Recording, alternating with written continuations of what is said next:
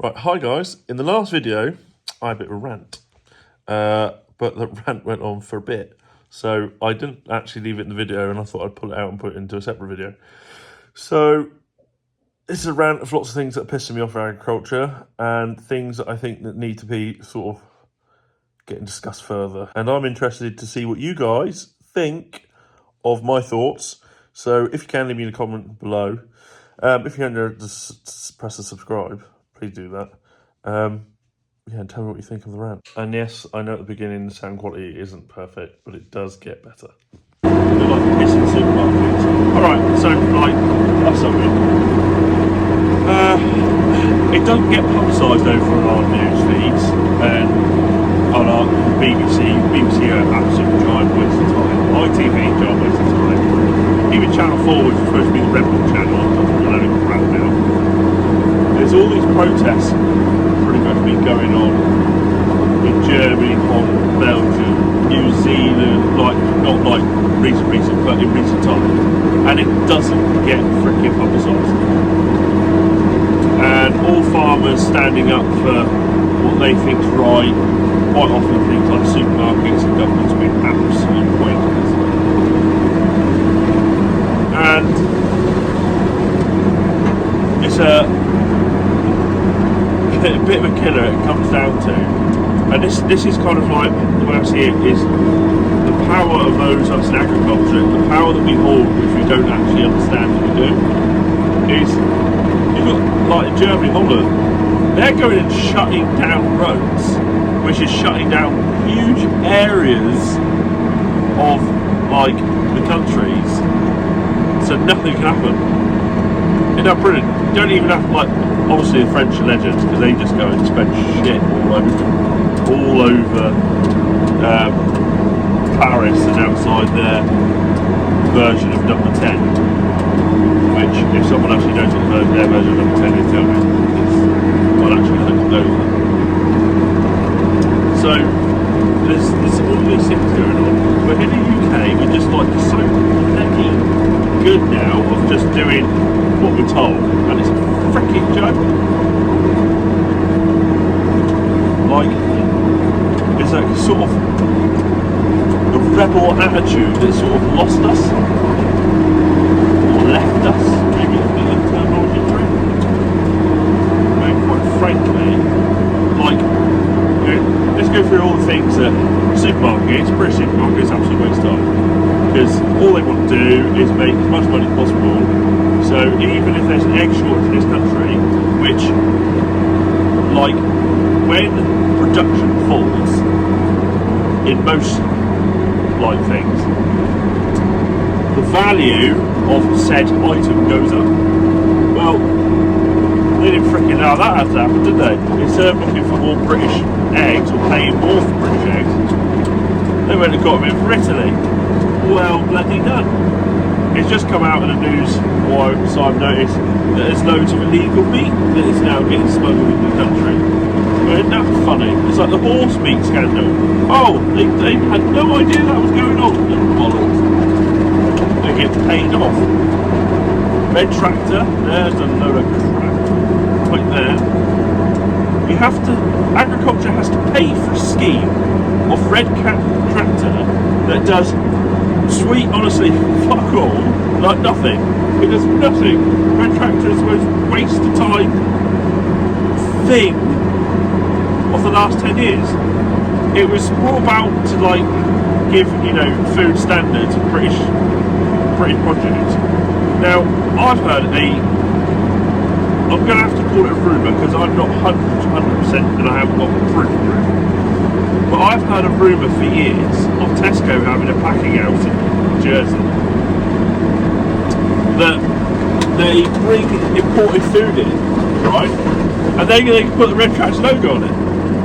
You slimy bastards.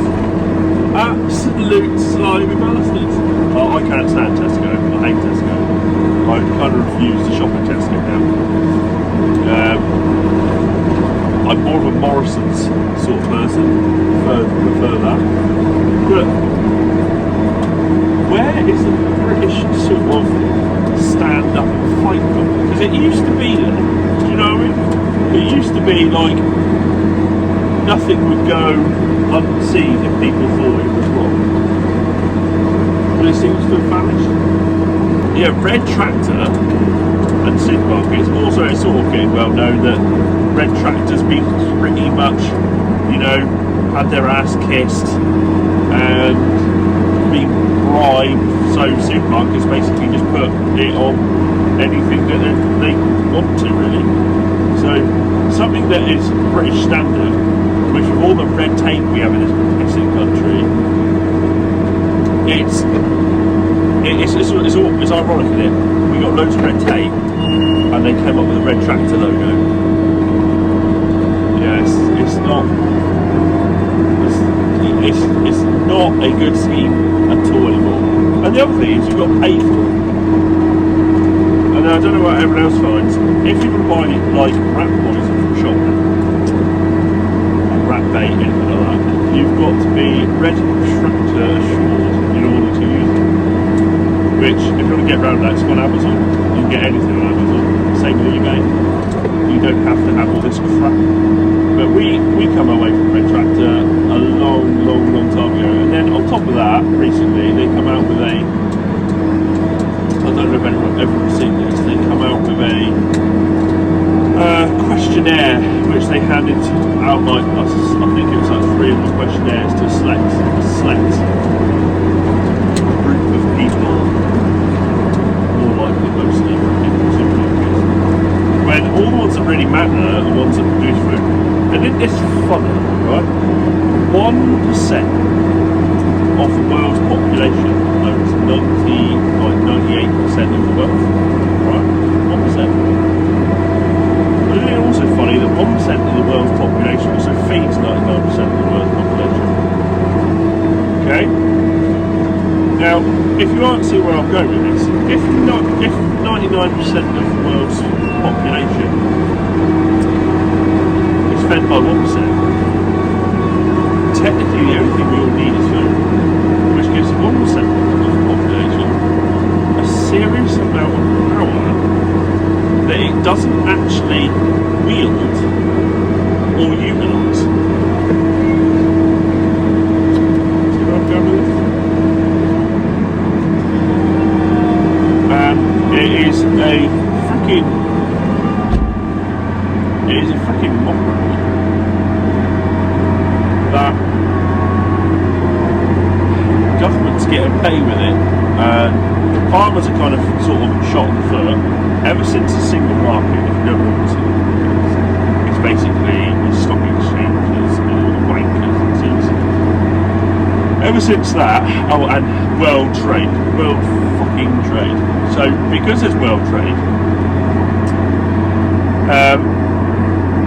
basically every country is always, you know, exchanging things with other countries, but it completely screws over agriculture in particular, right? The reason being is it means they can manipulate the price of food or base foods, you know, grains, because if your country is suddenly your ability to produce, let's say, grain, your input costs go up, but another country's doesn't. It means they can import food from that country.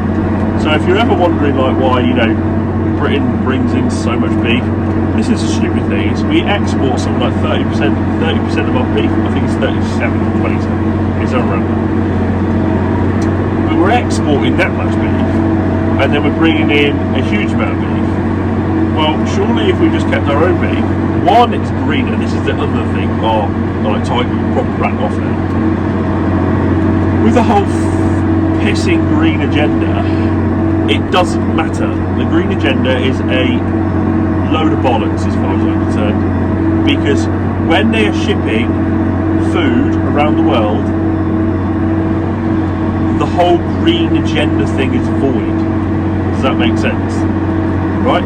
If you want to stop exporting and importing so much stuff, in particular food, right, then you can start really sort of honing down on, oh, we need to produce more at home, right? Become self-sufficient. All the words that politicians love to say to us and never, ever stick to them,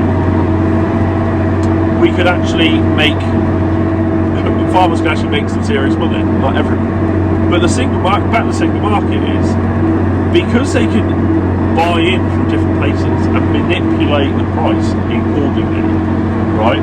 And, you know, we're talking about companies that got so much pissy money, none of us have got comprehension of it.